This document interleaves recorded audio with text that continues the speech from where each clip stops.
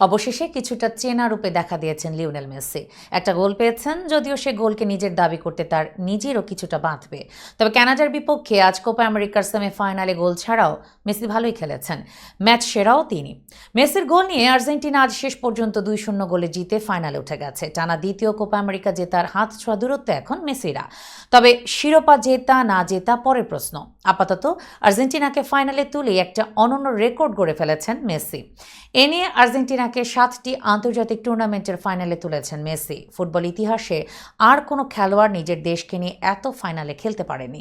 Brazil কিংবদন্তি Cafu ও Roberto Carlos খেলেছিলেন 6টি ফাইনালে। মেসির 7টি ফাইনালের মধ্যে অবশ্য লা ফিনালিসিমাকে ধরা হয়নি। এর বাইরে মেসির আর্জেন্টিনাকে ফাইনালে তোলার রেকর্ডে থাকছে 2টি বিশ্বকাপ ও 5টি কোপা আমেরিকা। সর্বশেষ যে 8টি টুর্নামেন্টে অংশ নিয়েছে মেসির আর্জেন্টিনা, তার 6টিতেই ফাইনালে উঠেছে তারা।